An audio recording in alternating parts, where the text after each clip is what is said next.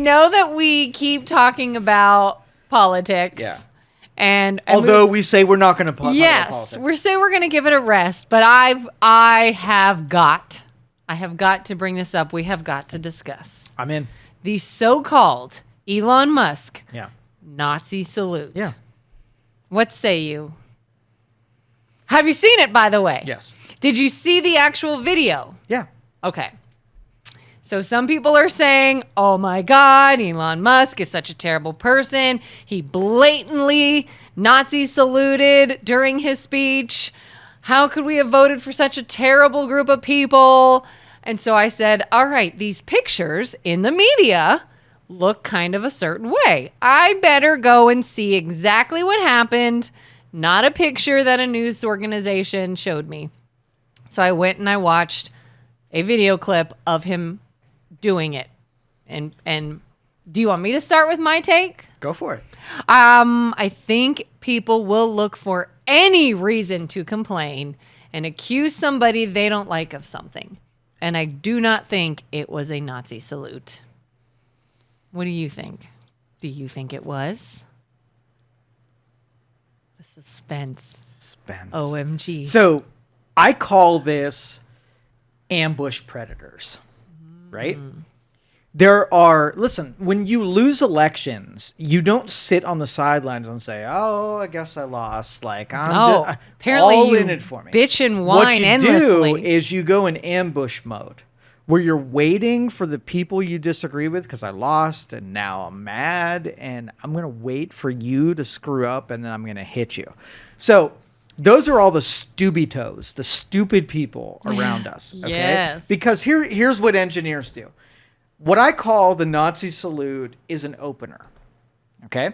The opener is sort of like the initial hypothesis. When you start going through the math and you start going through the evidence and you start going through the details and you weigh it to see if you've come to the conclusion. So it's okay to say Kelin is a Nazi. Like, it's okay to say Kelin's a Nazi. But then I have to go deeper. And I have to weigh what makes Kelin a Nazi. And if I come to the conclusion that you're a Nazi, then cool. It was a justified opener, and I had evidence that supports it. And at the bottom line, end of the day, Kelin is either a Nazi or not a Nazi. Well, ambush predators don't really care about the end of the day, the bottom line. They care about the charge. So if I'm like, Kelin's a racist, don't even look at the details. It is politically charged. You're a racist. Gotcha. Right? Yeah. So then we're like, Kelin's a racist. And then we're like, okay, well, let me look at the details. What makes her a racist? Does all the supporting evidence end up saying, holy shit, Kelin is a racist? Or like, no, Kelin's not a racist. Right? Mm-hmm. So I'm looking at you in your car. You're taking some 90s hip hop. You're using some suspect language. Oh, gosh. And I'm like, holy shit, Kelin is a racist. So then I look at your overall demeanor. I look at the evidence on your daily life. I ask you a simple question. Hey, Kelin. Yes. Are you a racist? No. Do you hate black people? No. Do you hate Asians? No. Do you hate anybody? No. Oh, I've got significant evidence that says that maybe the thing that you said when you're in your car does not automatically make you a racist. So just with 5 seconds worth of digging would say, okay, Elon Musk went on the stage, and then there's got to be like a secondary question. I'm the attorney, right? I'm coming after you. I'm going to ask a question because the hypothesis is you're a Nazi. You made a symbol that resembles a Nazi. Hitler drank water. You drink water. So it's an opening question, right? To ask whether or not I want to know. Like, it is a completely justified opening question. Is Elon Musk a Nazi? So what did Nazis do? What did Nazis believe?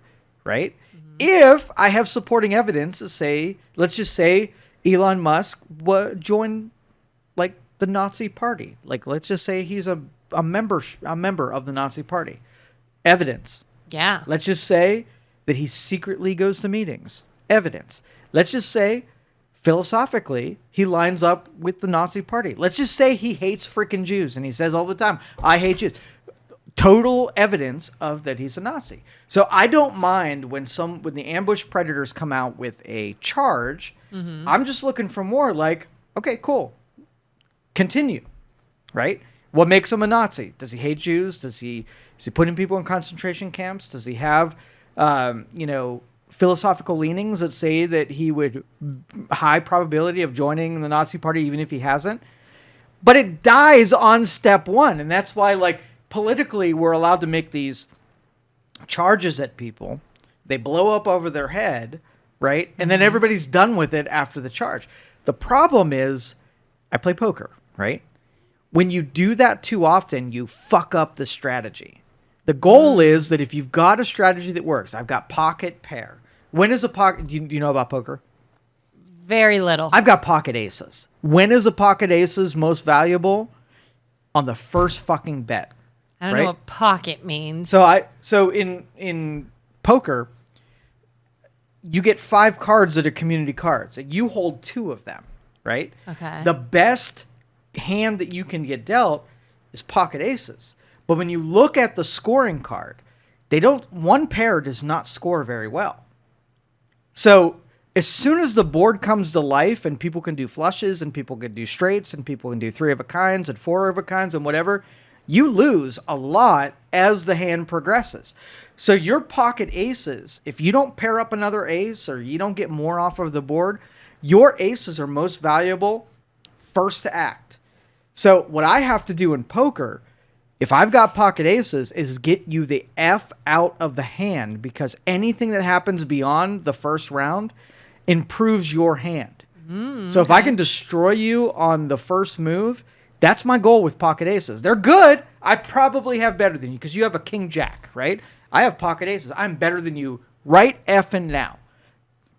But if we let it play out, I'm gonna lose with my pocket aces with your king jack, because you're gonna pair up a king jack, or you're gonna get a flush, or you're gonna get a straight, or you're gonna get something that's gonna make me. And if I play that hand too long, I fuck the strategy up when I'm like, ooh, I got pocket aces. Let me slow play it like I got nothing, and I put just the minimum on, and you put the minimum on. Like, oh, how'd you get a flush, right? Yeah. I was the dipshit. So politically, you just gotta let these things play out and let the ambush predators lose, because they overplay their fucking hand. I want racism and Nazism and all that, all the phobias that you can come up with. I want those to have meaning.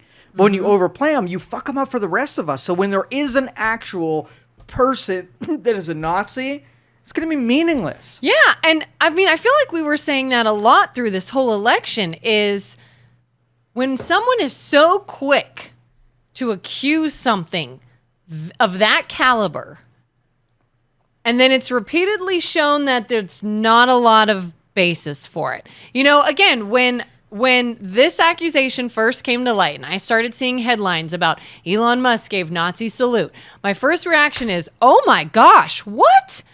No, I better look into this. Let me see what happened. And once again, that's not what happened. I don't care what they say, but... So play it out. He goes on, for those who haven't seen it, he goes on stage and he's talking about the voters who came through for him. Yeah, so everybody that helped. He said, my heart goes out to you. He extended his hand to it. Now, flat hand. My heart goes out to you. Right? Yes. So far, politically unsmart. 100%. Right? Yeah. So if you're going to make it easy for your critics to pull something, it's not a smart play. Not well versed in politics if that's your freaking move. What was the W? Do you remember the W? No. So the W was a white power, but it also was like when you got like, okay. Yes. Right? I did hear about, okay, so yes. It was a dog whistle to the people who are like, hey, all of my racists, it's time to go, right? So you have to take the next jump and say, okay, so he went on stage and he's already talking to people whose heart goes out to you. So it already doesn't make sense, but let's just say it does. Let's just say he was completely made the most sophisticated gesture in politics. And he was now signaling the Nazis out there that follow him. Does he have a group of Nazis that follow him around? And now he just activated them to go out and do Nazi things? Cool, let's pay attention. Who was activated because of his salute? Is there any? Are there any? it's a worthwhile second question to that. And that's what I would expect people who were minded in the legal deal to watch what happens next. And if there was a group that was activated, and does it make sense that Elon Musk is connected to a Nazi group that wants to have Nazis go out there and do Nazi things from this point? Zero sense. I don't see why he I don't think there is a group, and I don't think anybody was activated, and I think it was not a great decision on his part, but wasn't anything. Yeah, and the reason, and I was just telling somebody this the other day, and I don't know how valid this is or not, but, somebody said, well, he did sort of, force it out there, and it was a weird thing to do. Yes. When did we ever say Elon Musk was not weird? He is on the spectrum. Exactly. He's socially awkward, and we've always known that. You don't even have to make excuses for him. It's just play it out that if it were, then you should be able to prove it second, third generation deep. And I don't believe any of that. So, do you have the right to make an awkward gesture? Is there anything off the table? Can you use any kind of language that you want? Does it make it easier or harder for you? So, did he do a thing that was harder? Cool. So scrutiny came in, and whether or not you weather the scrutiny means whether or not it lives or dies. Okay. If a Nazi party was like, I took Elon's gesture and I went and did it, then you're justified in don't make those gestures because then it activates people who are of that mind. But if it doesn't, it's shit. Somebody did tell me they heard, I don't know what the source was, they heard somewhere online that there are now like some white supremacists that are like, yes, he's on our side. Let's get this going. And I'm just like, now I question sources like, could that have been an Elon Musk hating news source that said that? Is that even true? For sure. Now I don't there trust are people, anything. We bring up Unpopular Opinions, which means that we take sort of like the contrarian view so that people, let's just say, I hate the government. And I would really love more people to hate the government. So what happens when I say don't trust the government and hate them, and somebody hates the government because I said so? That's the intention, is to question the authority of government because you got a bunch of brain dead people that are in power that don't deserve to be, and they make poor decisions that affect other people. Am I responsible for someone to mistrust the government? Absolutely. And I will take that. That is my actual intention. Now, if somebody who mistreats the government goes and blows up a field office somewhere, am I responsible for the reaction that somebody takes because they mistrust the government? No. I mistrust the government. I've blown 0 people up. I own a gun and I've shot 0 people. Right? So the delineation, the demarcation between what you want, I don't want people to take vaccines, right, that don't need them, and a person that doesn't take a vaccine, right, and gets harmed because of it, am I responsible for it? To me, just because somebody gave an opinion does not then make someone else go out and act on anything. Sure. But we like to do that, especially the ambush predators. Like if we're in traffic and I'm behind you and you're in front of me, you cut me off. I'm late for my appointment by 5 minutes because you cut me off. Are you responsible or am I responsible? I cut you off and now you're late? You cut me off. And now you're driving the speed limit. And I was going to go faster, but you're in my way. Am I responsible or are you responsible? You. I'm responsible because I should have had way more buffer in my schedule. Yeah. You're not responsible because you cut me off. Yeah, maybe I was hitting the top end of the budgeted time and you did technically, mathematically get in my way, but it's still my responsibility. Yeah. But to make someone else responsible for their outcome based on somebody else's decision is what the ambush predators do. If something should happen, let's just say that Trump kick somebody out of the country that's here illegally. And because they go back to their country and they are killed by the country that they are, is Trump responsible because they kicked them out of there? Or was that their shit anyway and Trump was just enforcing the law? Well, the ambush predators would say, I'm displeased that you're in control. I'm displeased with the decisions you're making. So if there's any fallout from the decisions, I'm going to capitalize on whatever happens and I'm going to throw that at you like you're the problem, not me. Yeah. And then you have somebody that would take that example and say, oh, we sent them away and they were killed and it's horrific and we should have just let them stay even though they weren't here the right way. We should have taken mercy on them. And if that's your stance, fine. But then you have to apply that in other situations. And so many people are like, I like this stance when it's with somebody I like and something that benefits me. 100%. And the person that I'm voting for does it. But if someone else does it, now I don't like it. Well, now the it's principle different. doesn't carry over to your personal experience, where you would not make the same. This is cool. Like, you're a bystander and you're criticizing two people that you don't have any dog in the fight. You don't have any repercussions, and it's easy to say that person's at fault and this person should pay a consequence. Go ahead and take the barrel of that gun and point it at you, and see if you would still say the same principles. Where I made a bad decision and a bad thing happened. I didn't intend for that thing to happen, but it happened. Am I responsible? Like, if I were to then say, Kelin, you pulled out in front of me, you did total dick move, you turned right on a red light, and there wasn't assured clear distance, and now I waited. Now I'm late for my meeting, and now I've held to pay. Now I am going to penalize you for making me late because you pulled out in front of me. All of a sudden, it's like, whoa, hold up. You better plan better. Right? Yeah. All of a sudden, you take the objective point of view because it's you. When you're talking about other people, should billionaires pay a higher percentage in taxes? It's easier when you're not a billionaire.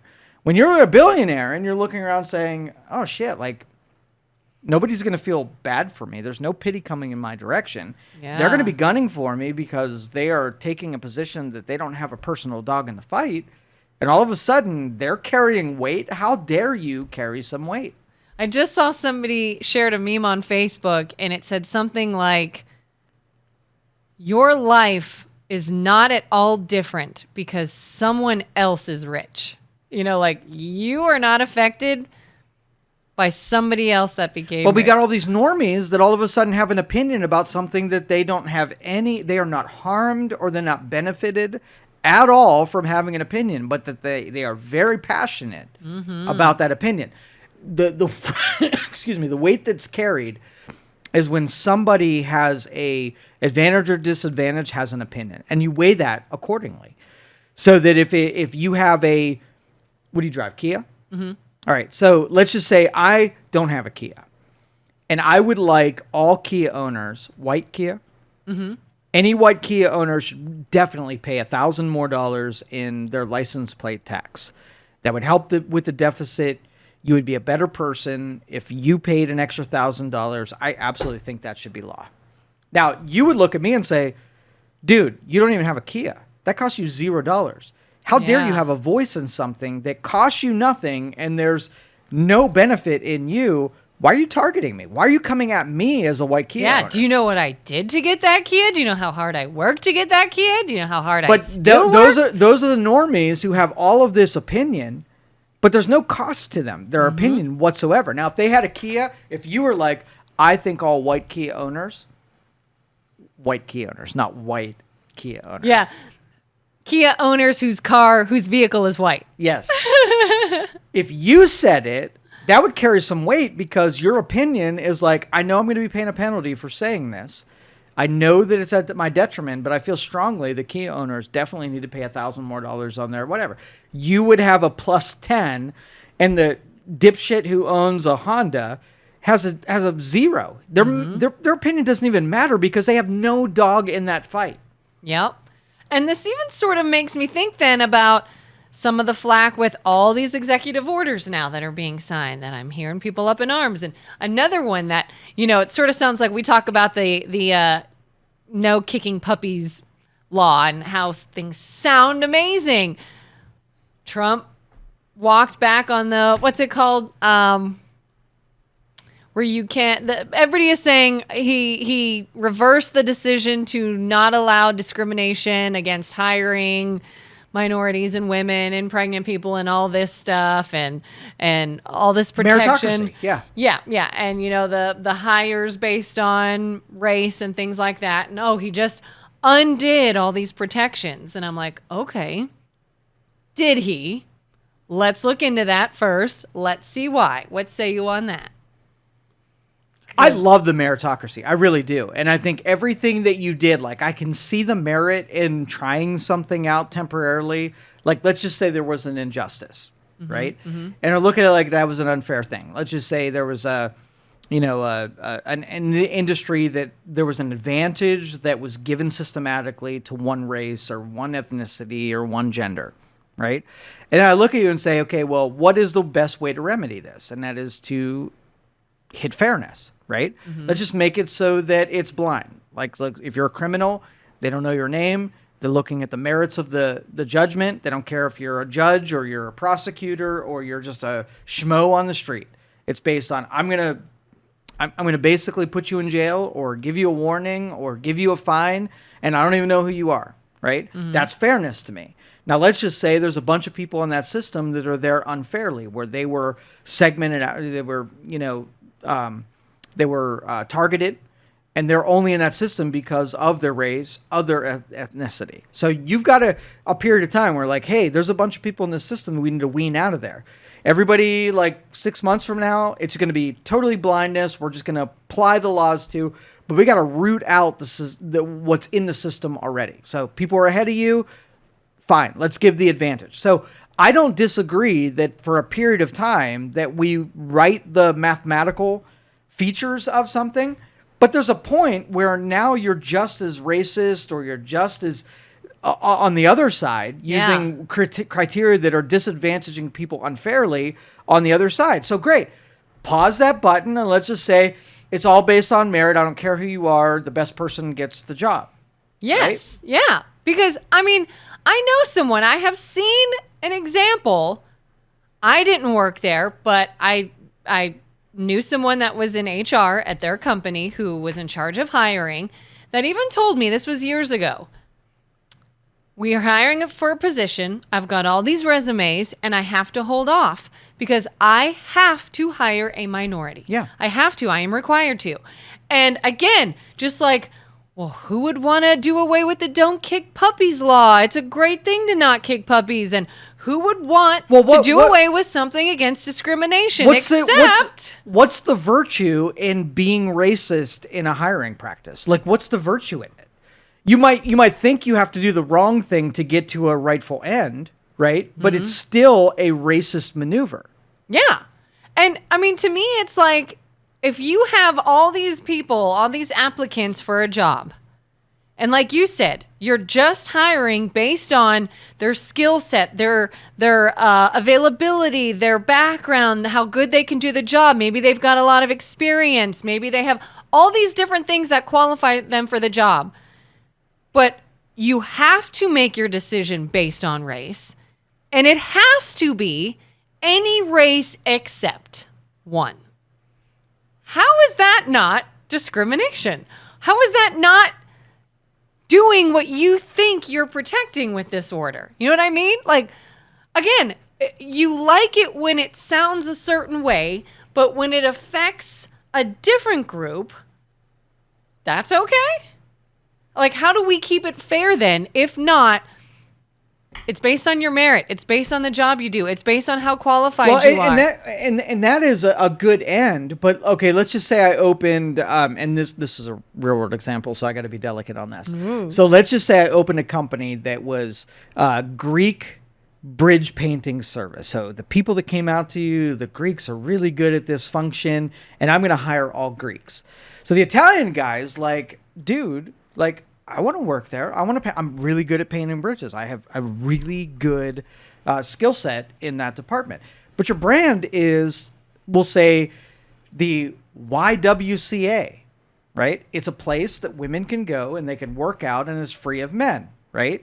But I want to go to the YWCA. I want to work out, but I am not a male at all. Now, do you want discrimination when there's a benefit to the person who's receiving that benefit? Or do you want it to be fair where the YMCA is both sexes and the YWCA is both sexes? And then you worry or you look at it and say, well, let's just provide a workout and anybody can come no matter who they are. Are there classes or are there people that you want to segment out and give them exclusivity or advantage? And if we say If we're part of that group, we're real likely to say, well, yeah, I'm a Greek and I want to paint bridges, and keeping those Italians out are exactly where I want to be. Or you're the woman who I like going to the workout and there not being men around. But is that not discrimination? Even if it has a virtuous end where women have a better product because of the discrimination, I can think of other discriminations that provide for a good end result, but you would disagree with it, right? Like, so for instance, frontline infantrymen, all men, right? Because in an advantage, I don't want a woman there, okay, who's got my 6. Physical requirements, judgment requirements, psychological requirements, all aside, I just don't want it. It's just like the YWCA. I prefer to work out with all women around me so I don't have to deal with one little facet of disadvantage. I don't want to go in the infantry and have a woman that's going to, I'm going to die because of the thing that I disagreed with. I don't want to go work out and get catcalled. I don't want to go to the front lines and have someone protect me who's bad at judgment, bad at carrying somebody, bad at having, good eye-hand coordination, right? So where do you draw the line between what is discrimination and what is something that is suitable and what's just blindness, where as long as you're good, if I've got a guy that goes to the YWCA and doesn't catcall, he qualifies. And if I got an infantryman who is a woman and has perfect, marks on it, they qualify. And would you be okay with us just not paying attention to the things that we say we disagree with in all accounts, across the board? That's true meritocracy. Yeah. I just saw a news story about a bar that I think they had to close. I think they went out of business due to legal bills or something. Somebody made a fuss about the fact that they had ladies' night. 100%. And they said it's a ladies' night special, and that's not fair that women are getting this special. And 100%. They raised such a stink that to fight it, I think the bar closed down or something like that. Benefit is women show up, and then because women show up, guys show up, and everybody makes money. But it's discriminatory on a mathematical level. But we don't push against things like that because the ladies like it, the guys like it, nobody is harmed in it. But it doesn't change the fact that mathematically you are discriminating on gender. And so long that there's an acceptable amount of gender discrimination, you can have other gender discrimination. What if I was like, we don't like girls coming to the sports bar because all they do is mess up the game watching ability. All they do is talk during the key plays of the game. So we're going to have guys' night out. No women are allowed in it, right? There would be a fuss. Guys like it because they can watch the game without the fussing ladies, and they can buy their drinks and just be away from the thing that displeases them. Mm-hmm. It's the same discrimination as the ladies' night. Yeah, I mean, what would you do if you were hiring for your business and you had 2 applicants and one was very qualified and one had great references and lots of experience and could be trustworthy and was just overall a no-brainer. And then you had another one that, you know what, they're not bad, but they don't have any experience. They're brand new. They have no references. They're kind of qualified, but this is a real risky candidate. I don't know if they would be very good for this job. But the government said to you, but that candidate is of a certain race, and you have to hire that. What would you do? What would my customers do? You're being operated on. You're having your appendix removed, right? And then the person doing the removal of the appendix was either the best candidate for the job, who's very skilled at appendix removals, or the person that they had to hire might not be the best appendix remover. Now you're on the operating table and they're like, I want to tell you about something. The government says that this person is the one we needed to hire. I know you want this person because they're just good at their job, but this person I had to hire. Do you have a level of comfort when you were depending on? My customers depend on the merit of the person being able to do the job. They don't really give 2 shits about who they are. Mm-hmm, right? Mm-hmm. I mean, the customers depend on that. And as a business owner, I would think there's money riding on new hires. If you hire someone that costs you money because of their neglect or incompetence, quits right away when you spent all this time training and resources that go into the hiring process. I mean, even the business owner is out something if that hire was done poorly. All right, let me throw this at you then. Okay. All right, let's just say an entire generation, we'll call the millennials. I just don't even know what to call them. So we'll just call them millennials. I'm a millennial. Okay, so let's just say the entire group of people statistically are lazy and unimpressive. So when I do my hiring, I'm like, I'm just going to take anybody who applies with this birth date, and I'm not going to consider them regardless of their merit, right? I'm going to take them out of the mathematical equation, and I'm going to go to this generation that has a high propensity of merit and overachievement, and I'm just going to take in those applicants, and I'm going to totally redline the people who are in the millennial generation. All right? Mathematically, do I have that right to be able to discriminate? Or should it be the same thing that would require that it is the highest merit of any group, no matter who they are or when they are? And if you can take that principle and universally apply it all across the board, then it's acceptable. And as soon as you give somebody like the stroke of a pen to take blindness out of the equation, you know, that meant something to me. Like when I used to see that the law was blind, justice was blind, you know, the statue, the blind, the scales, whatever. Yeah. I believed in that because I thought that was a real principle that everybody followed. But when I got exposed to what law actually is, there is nothing about the blind lady justice that is actually used in everyday court cases and legislation and whatever. That's true. That's true. If you don't believe there's bias in that, you're wrong. Yeah. There is. So we started this conversation with Elon Musk and whether or not, you know, this is just the ambush predators doing what they do. And it's just the same group of people that overplay their hand. And I just sit back and watch and wait for it not to be effective anymore. Because the boy who cried wolf is the best. I was just going to say that. 100%. We are getting closer and closer to that crying wolf. Yeah. To where when I first saw this and my instinct is to say, what? Let me dive into this. Let me look and see. Is there any validity to this? I'm getting closer and closer to when I hear something, I'm automatically going to be like, no, that didn't happen. Well, there was a time. Because it's never what it is. If I said somebody was a racist, it would carry weight, and then you would be second guess it and say, okay, well, that's a serious charge, and I'm willing to look at the details.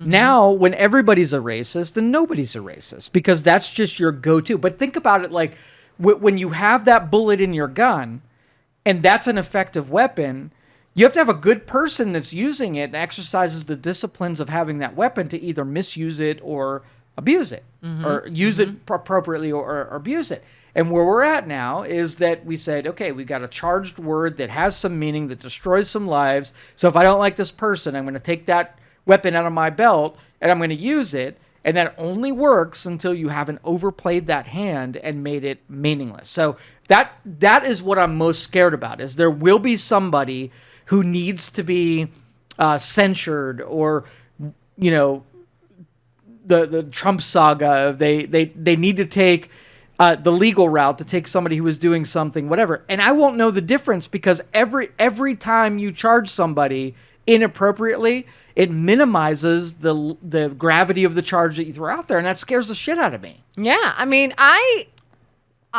was one of those people years ago. I used to hate Trump. I used to hate him. I have old Facebook posts that come up on memories that say, Trump has got to be the most despicable human being I have ever seen in my life. How could anyone support him unless you're a bigot or racist or whatever? And it finally got to the point where I finally said, you know what? There's got to be something.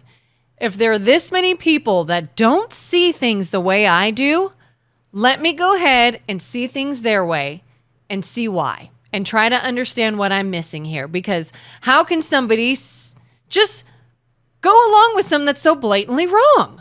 Why would people, smart people just blatantly go along with it. So I started digging. I started seeing other sources. I started talking to those people. I started watching the media and what source says what about the same situation. And I went, holy crap. Holy crap. And is he kind of annoying at times? Sure. Does he do and say things that I'm just like, that was dumb. No, that was dumb. You should have never said that. No wonder someone's upset with you. That was a dumb way to phrase that. But do I hate him? No. I no longer feel the way I used to feel because I went and I saw more information and I read up on things that were seemingly outlandish. And usually, not always, usually, if your gut reaction is to be extremely offended and say, that is so insane, I can't believe this happened, I bet you it's not what you think it is. And all it takes is someone to dig deeper and swallow their pride and give another viewpoint a chance, but people don't want to do that. That is too painful for some people. I'm telling you, most people will not go through the process of digging deeper into it and finding out if there was any validity. All they're looking for is something that proves their view exactly. right. Yeah, Absolutely. all they want is somebody to say, back up what I already want to believe and how I feel. And all they want to do is just find everything that will back up that narrative and not another. Confirmation bias. Yep. That's exactly right. So, and it was a big week when it comes to the inauguration and everything. Did you see the video about the bishop during the prayer ceremony? Okay. How do you feel about that? From personal standpoint or public? Let's do both. All right. So I like when the bulldogs go after someone because I judge people based on how they respond to conflict, right? I love the frictions. It brings everything out. So I wish everybody. So when the media asked Biden what his favorite ice cream was, that's not the bulldog looking to, like, if Jim Acosta was a dipshit or dick to everybody, that would be him doing his job. Mm-hmm. But if when he asked Trump a question, it's one way, and if he asked Biden a question, it's completely the other way, that's when Jim Acosta's dead to me because he couldn't carry, that sentiment depending on who was in front of him. I don't trust them both the same way. Exactly. Yeah. So do I think that clergy getting in someone's face and telling them that they would like to be different? I love that. That challenge says, okay, well, how do you respond to that? Do I think that the position was, set up and staged and it was just another iteration of what the media does to people? Absolutely. And yeah. But this was interesting. So like I'm a Christian. I think the faith in culture is super important.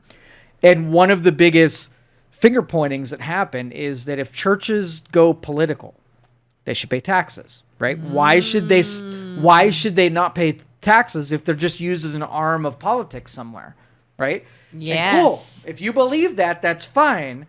But I scrolled a little bit last night and I wanted to see how many people were like, oh, a pulpit used for politics, they should be freaking paying taxes. And zero people took the tax advantage because it's what they wanted that person to say.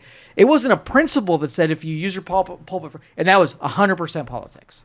It was. And that was my first reaction when I watched it. And I sort of, I guess, took that my first reaction was, wow, how inappropriate. How inappropriate. This was not the time to push your political agenda. And yes, there is that side saying, if you don't think that someone can use religion to preach what they feel is right and preach about mercy and unity, then your religion's wrong. And I understand why they would think that. And I understand why they would say that's what that bishop was doing.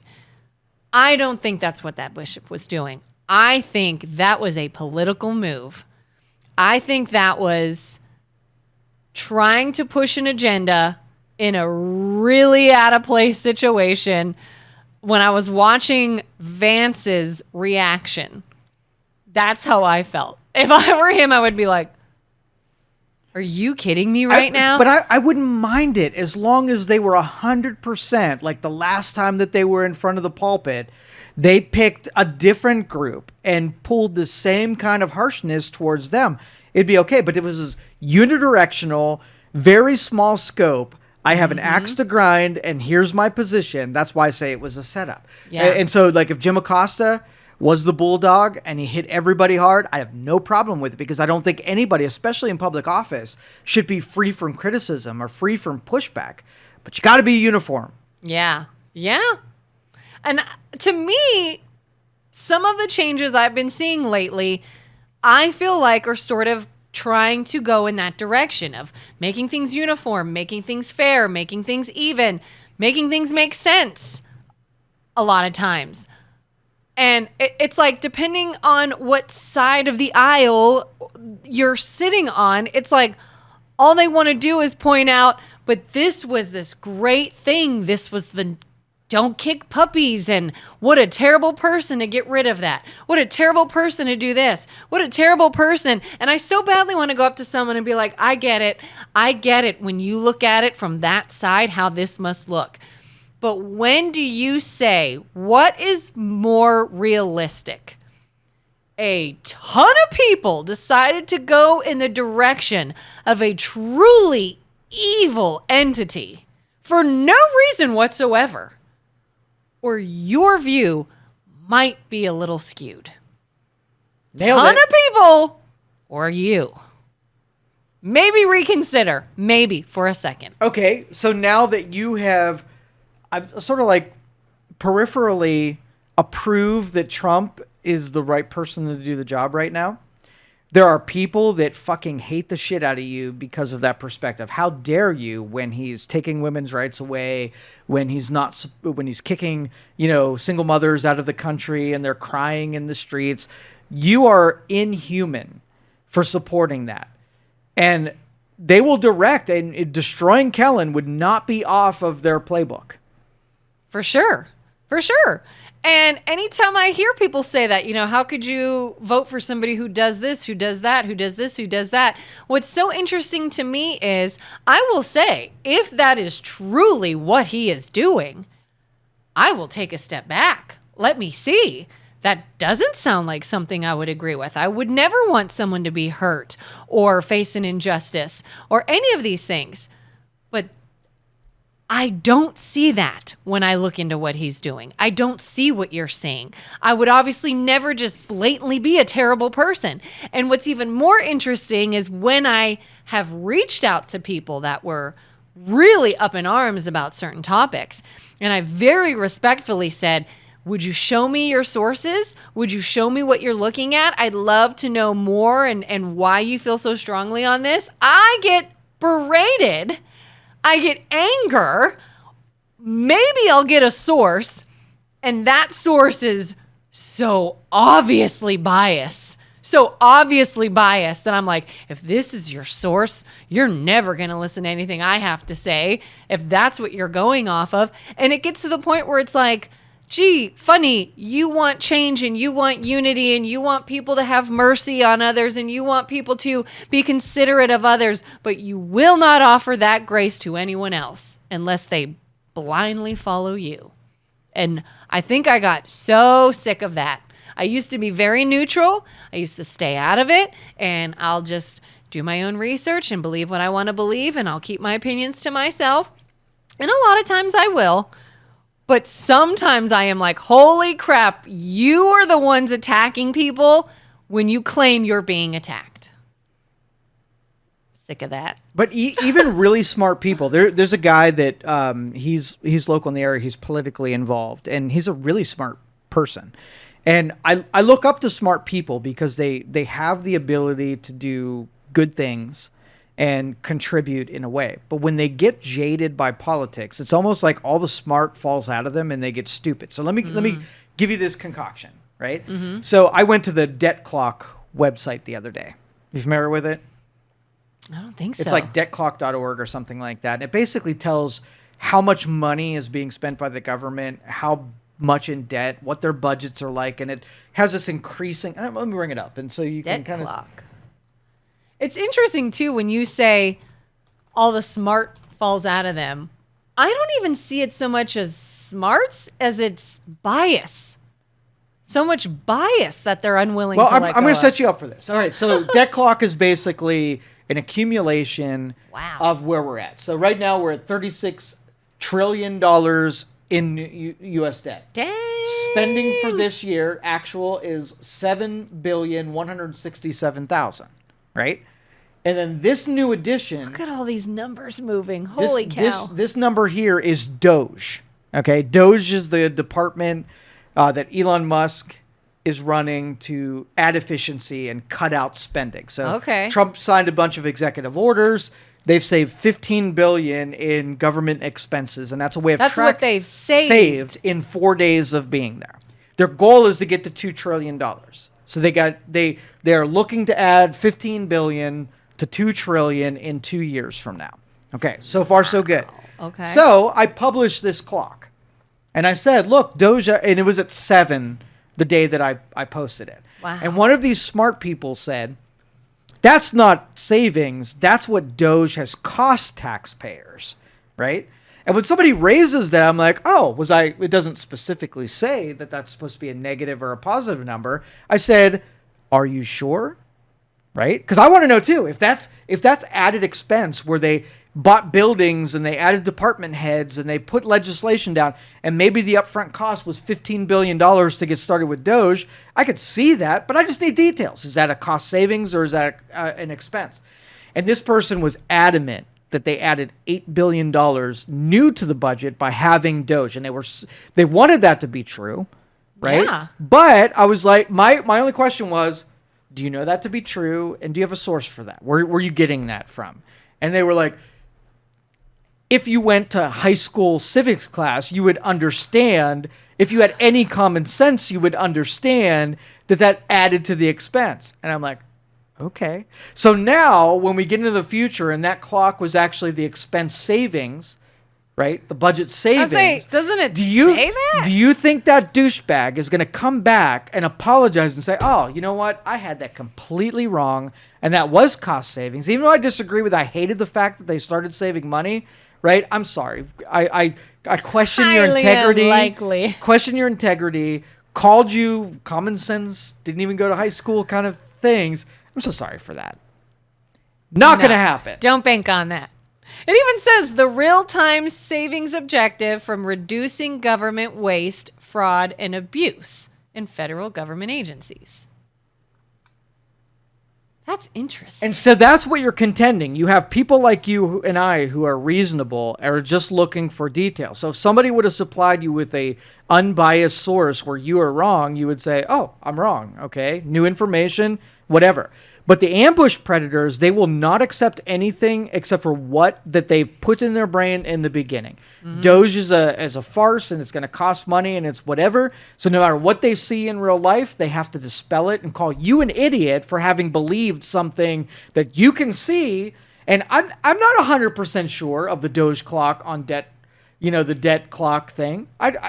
Yeah. Prove me wrong. If we're way off, show us how we're off. Exactly. But that's what you're contending with. The ambush predators are smart people who are acting stupidly because they want some confirmation in what they think they know. So if they think Trump is a racist, they're just sitting back waiting for anything that could be conflated with racism, and they will pounce with excessive force. Yep. Call you an idiot for not seeing that they were right all along, and they will never apologize if they're the ones that were wrong.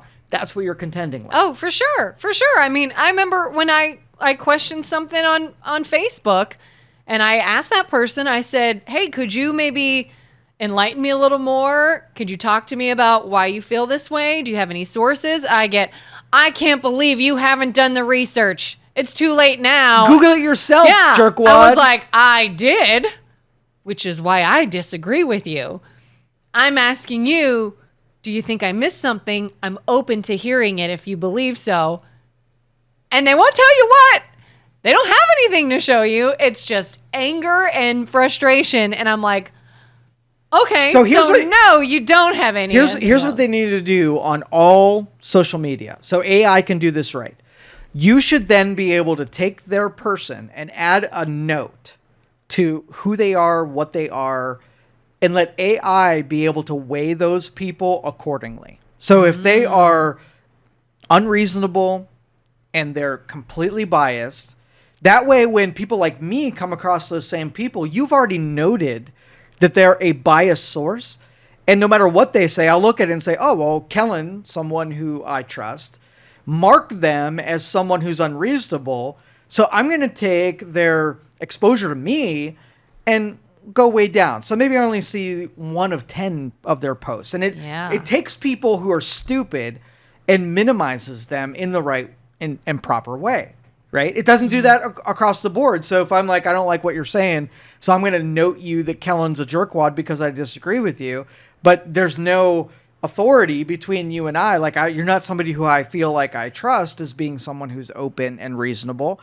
Then it doesn't carry any consequences. But there should be a way, once you've evaluated it, to be able to tell the rest of us that this person is a douchebag, and my person who says the debt clock and was completely wrong, that they get wrong points. Yeah. Right? And anybody, yeah, go ahead. And I will almost immediately disregard anyone that starts with name calling or extreme anger or whatever. Like, I see it so many times. I posted something on Facebook recently that didn't even have anything to do with climate change, yet somehow 2 people started arguing climate change on there. And I will give anyone, regardless of my views on climate change, the time of day and listen and let's look into this. Let's discuss this. The moment either side starts with name calling or outrage or being a jerk or disrespecting the other person, and you are now discredited. You are not a good source of information, clearly. Because to me, that shows I don't think you even fully know what you're talking about. You just have a lot of emotion tied to this. Yeah. And that's important because I think that you've hung in there with conversations that we've had that push on you in either direction.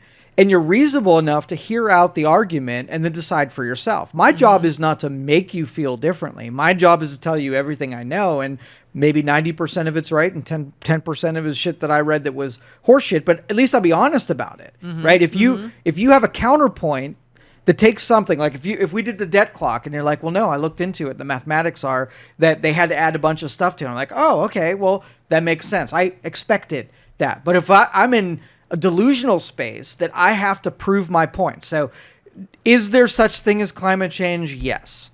Right? I agree with you. There is climate change. Is climate change a hoax? Yes. Because there's a bunch of people who want it to be right and they want to punish their enemies using the weapon of climate change. Both exist.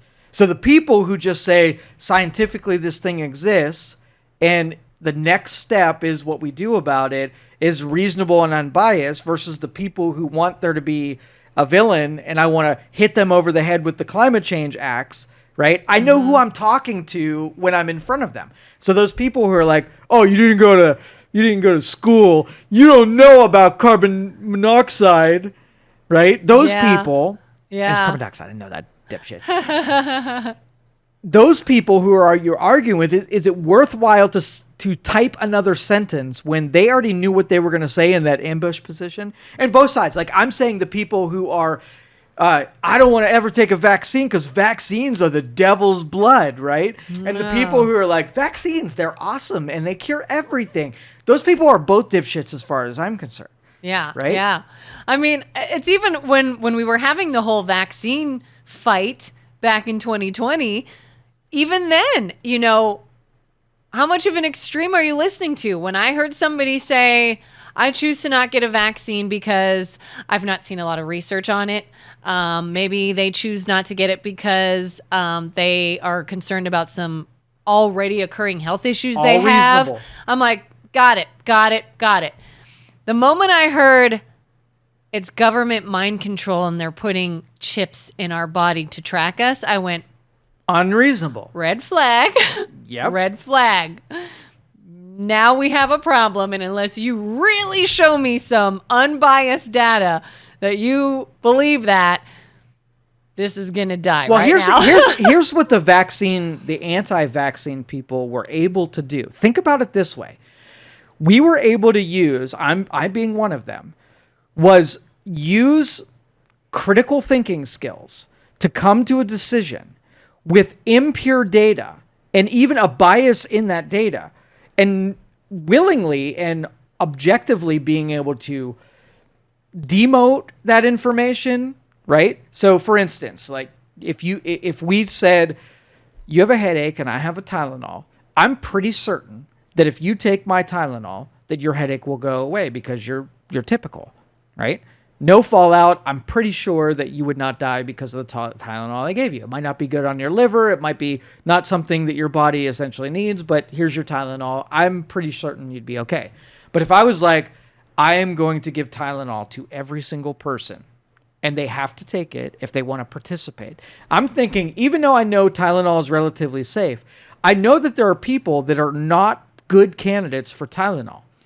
And I know that if 1 million people die because I did the Tylenol, then I need to rethink the everything moniker.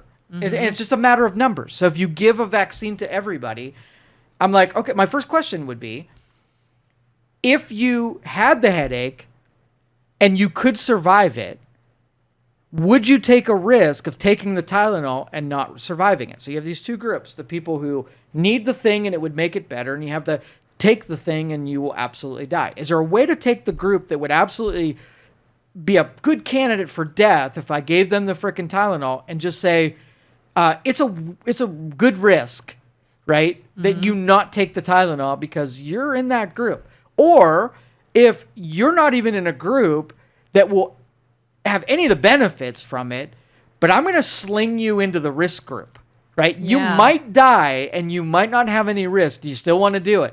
And so like imperfect information plus the pressure of people who we should be able to, depend on for giving us good information, they were giving us shit. So if you survived and made good recommendations, not the chip thing. So if you didn't do it because you thought that aliens were going to control your body because of getting it, if you were literally just doing the pros and cons of what was going to happen and you still decided to not do it in spite of that, do I take people who took it and think less of them because they took a vaccine?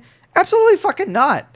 Mm-hmm. Right? They made a decision for themselves, and they took terrible information. I'm sorry that we didn't give you good information, but if you took it, you weren't at risk for the actual disease, and you died of a stroke, like, that wasn't me. If you would have asked me, right, I probably would have given you different guidance, but I wasn't welcomed in that decision, and the people that were welcomed, that's fucking on them.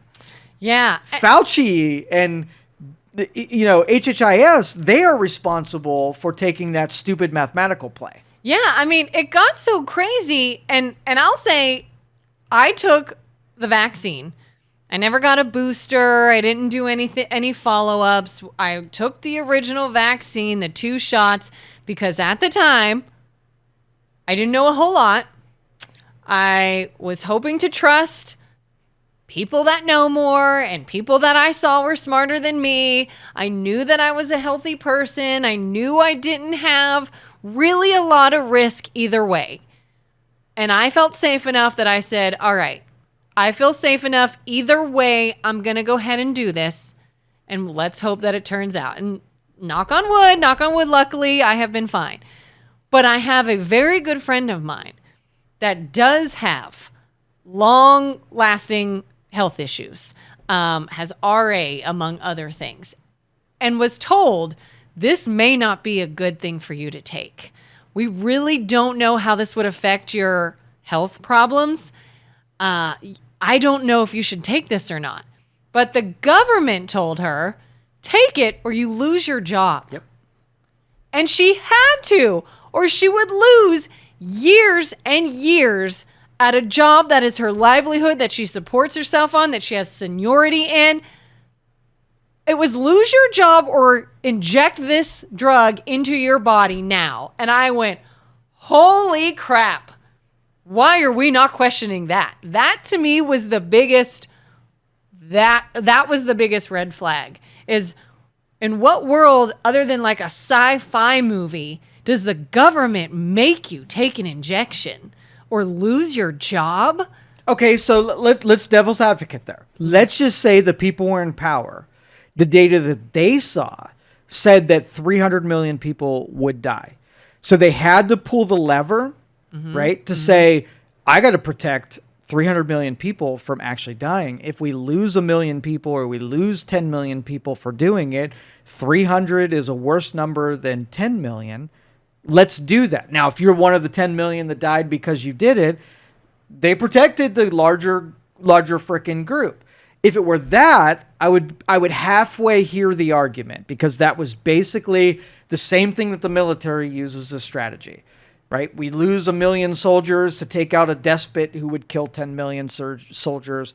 That isn't a fair trade, right? It sucks for the people who die, but on the aggregate, you were just a number. You were just a frontlinesman. Your sacrifice was warranted to be able to do that. But as the storylines came out and the data started looking worse, right? Politics came in. What if a politician says, we got to take it? And they're like, oh, new data came in. Now you don't have to take it. Now you have half the people that you tried to protect with great intentions, took the thing, are going to be mad at you because they took something that they really didn't have to take, and you being wrong. And politics, you can't admit being wrong. So they had to follow the rest of the curve and take it to its eventuality being wrong. Now you have to now prove that they knew they were going to be wrong, versus being one of those ambush predators like, I'm going to be delusional and not pay attention to the data and keep continuing on, even if I harm more people than I saved. And I hope that I get a pardon on the end of this. Yeah. I mean, I just had questions like, okay, let's say she chooses lose my job. I'll lose my freaking job. Well, then you still didn't get them to take it. So it's still somebody that doesn't have it. Luckily for her, literally like 2 weeks before the deadline of you take this or you're out of here, they deemed it unconstitutional to do that, and she didn't have to take it and kept her job. But she said no, she knew people that ended up having to do it and had issues and everything because they didn't want to lose their job. But that to me was so weird, is I'm like, but you're still not, obviously losing your job's a huge incentive. But if she would have said, okay, take the job, I'm still not taking it, then what? Then what? What are you taking from her next if she doesn't take it? You know, it was just too many holes, I guess, in that. Well, and you know, the government needs to be a trust authority that just gives you good information and lets you decide one way or the other. So, for instance, you're in the military, right? Technically. And I guess loosely connected. And I'm going to give you your M16, and I'm going to send you to the front lines, and I'm going to say, listen, I'm going to give you a dangerous job to do, right? You're going to go and take out this target, and I got your back. Your expectations that if it goes well, I have your back, and if it goes unwell, you have my back. So you go and do the thing. You did everything you were asked for, and you get captured, right? 16 hours later, SEAL Team 6 comes in and extricates you because you did your part, and the government came and had your back. You listened to them. They had your back. Now you have a trust authority. You know, you're willing to do even more things for the government because they took the bargain and they did their freaking part. Right? Even if it was messy, even if like Saving Private Ryan, that 3 people died because they came to get you. Yeah. That was what the agreement was. They had your back, you have their back. So let's just say the government's like, hey, we really want you to take this vaccine. And if you do what we're telling you to do, we got your back. And if you don't do what we're telling you to do, we got your back. Right? Yeah. Now you're like, oh, like they're going to pay the consequence. Like if I do nothing, it's on me. Right? Yeah. But if I do what you tell me to do, you better fucking have my back, right? You have veterans, you have people that are still POWs, and you have people that have vaccine injuries that did exactly what you told them to do, and you're double middle fingering them. And so what do you think is going to happen? You're going to have an entire population of people that say you don't have the convictions that when you say that you're skilled or you're smart enough to give someone a recommendation that it works out in their benefit. When it doesn't work out in their benefit, what do? You fucking lie and blame everything except for your decision making. Where if you're like, hey, you know what? We had the best intentions. We wanted you to take the vaccine. Our data was wrong. We'd still make that decision again. But since you listened to me, I got your back and I'll make everything right. If you didn't take the vaccine, I got your back. If you did take the vaccine, if you got injuries, I got your back. Now they've done what an authority figure is supposed to do, which is take it, right? And make it right with the people who listen to you. You think that's what Trump's doing when he reinstated all military service personnel that didn't take it? Fuck yeah. And that's why all of our prisoners of war will get out of there, because he's fulfilling the obligation of the trust authority.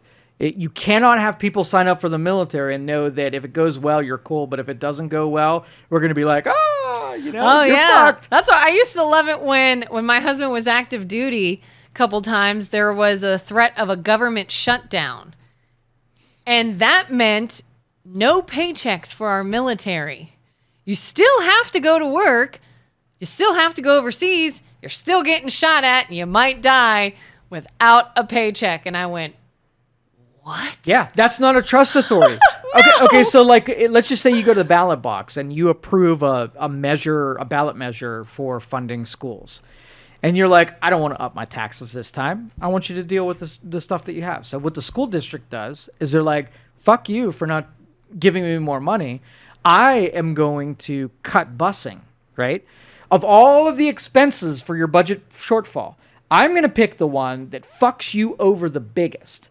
Now you're going to have to take your kid to school. I didn't take the expenses on technology and the teacher salaries and the pension plans and the insurance expenses. Like, those were off the table. What I'm going to do is I'm going to hit you.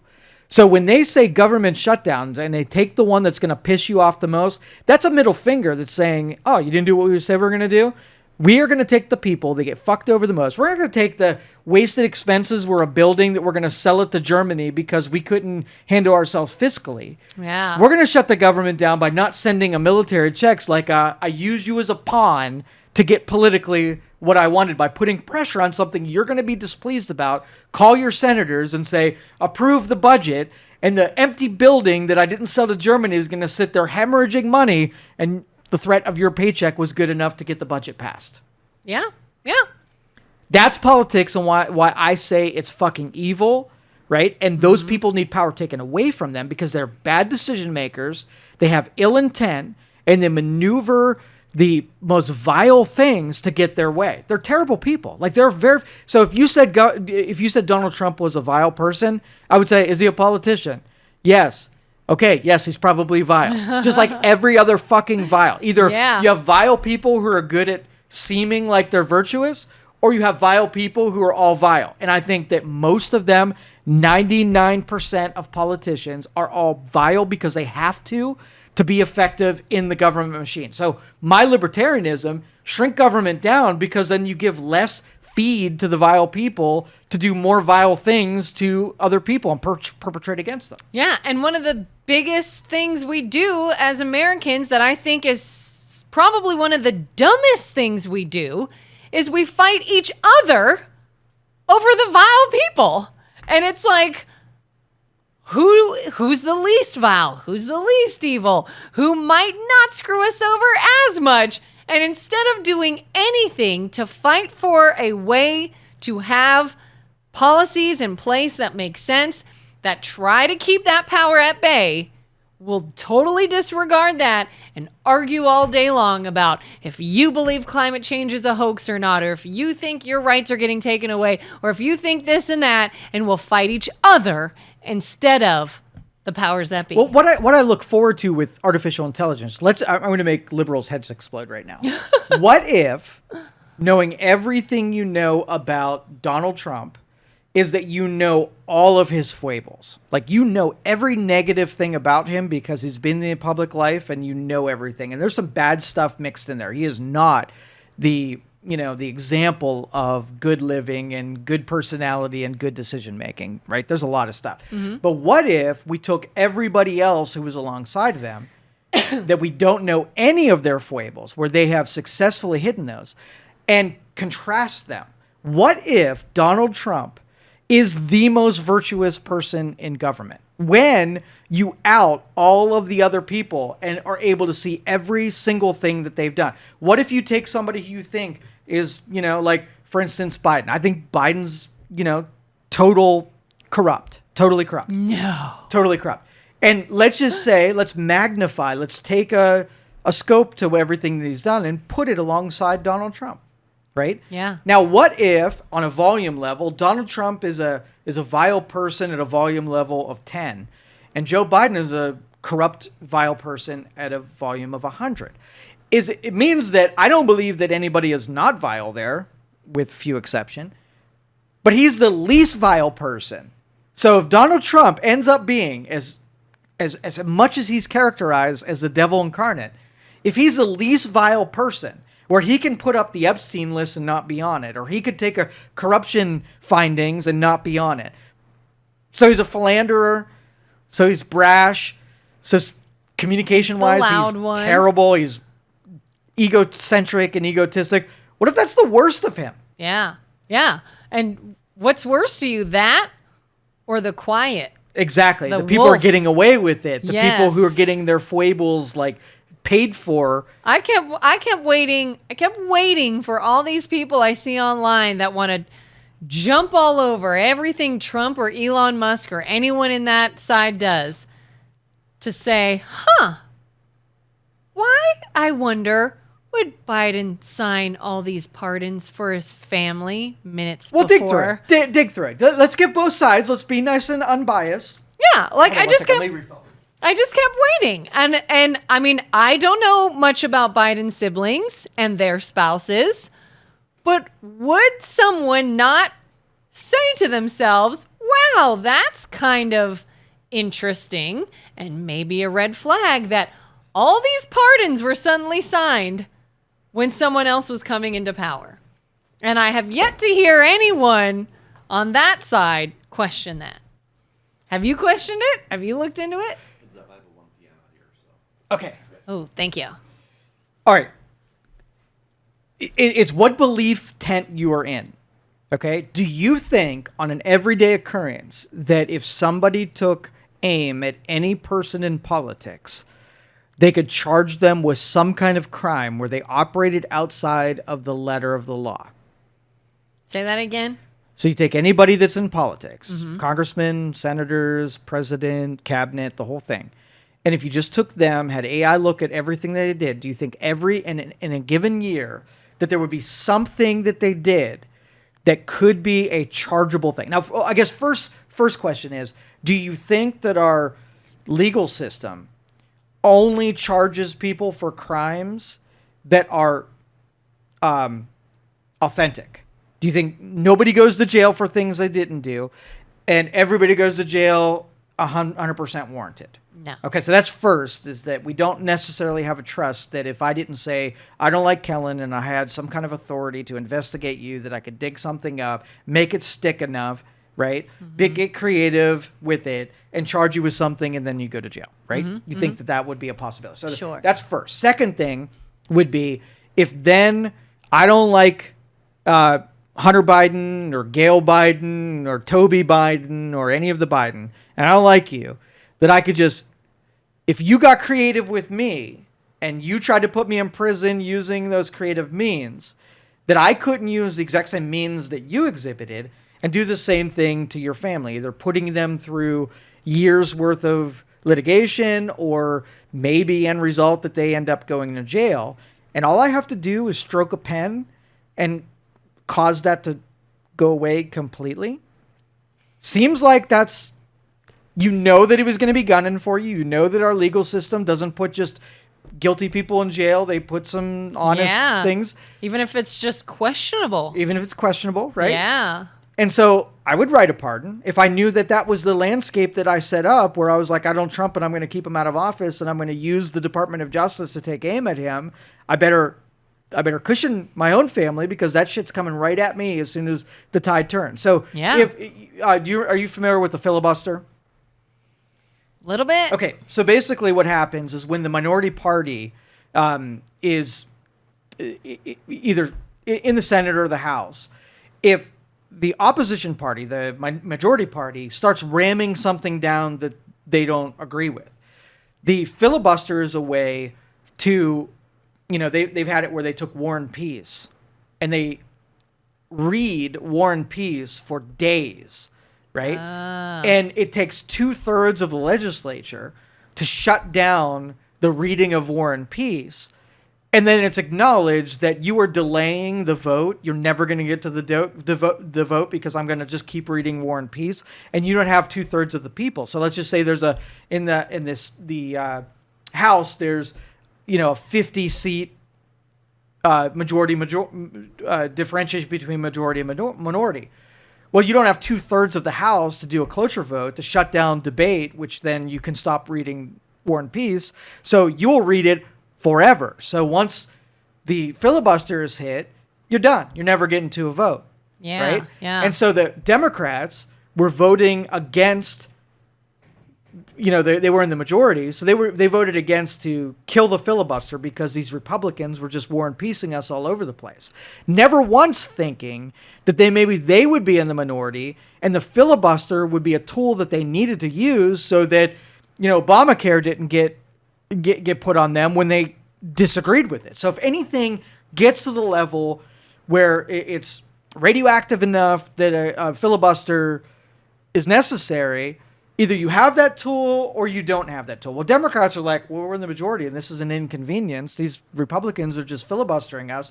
So they voted to remove the filibuster.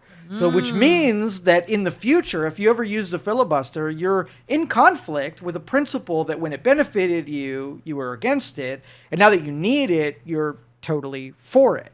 And that's this cycle of conflict that Democrats and Republicans go through. And it absolutely kills us. So if you're like, I disagree with Trump, so I'm going to use the Department of Justice to keep you from going from office, right, by putting you in jail. There's not 1 minute you're sitting back thinking, wait a minute, when they disagree with our guy that's coming through, do we want the Department of Justice to be used to be an obstacle to that person taking office? Or is this going to be bad that the legal departments and the Department of Justice is just a tool of every campaign? And we're just going to use it to disadvantage the people who we disagree with. Is that a bad plan? Well, that's where we're at right now. So the pardon thing is just getting started. The Department of Justice thing is just getting started. That genie's out of the bottle. Is there this may be a topic for another day. Are there any incentives in government for Democrats and Republicans to work together, to benefit one another? It feels like there's always this sort of defense happening in this game of the two teams and they're against each other and who can win and who can get one over on the other one.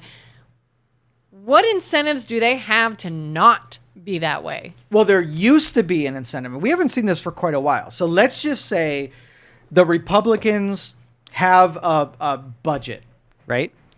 And they have the majority, so they can absolutely pass their budget. They don't need any of the Democrats. If they take advantage of that, they're just inflicting their will on the minority. And then the minority is like, we're just going to wait until that's the opposite. And we're going to do the same thing to you. Versus acknowledging that you're in a position of power and including the Democrats and basically saying, we're going to give you a couple, even though we don't have to, we're going to give you a couple things that you want in there because we know in the future that we're going to have to work with you sometime in the future. The incentive is if you can look further on down the line, participation from the opposition party could be valuable because you let them in, you let them take some opinions on what you're about to do, and they're like, they didn't have to do that, right? Mm-hmm. But now it flips, and all of a sudden the Democrats are like, you know what? We don't have to do it either, but we're going to take our friends who, in spite of not having to do something, we're going to invite them in this conversation, and you get more of those considerations. So it builds on itself. The more bipartisanship that you have, the more diluted, ideological legislation happens, and that's good for the country to get other people in there.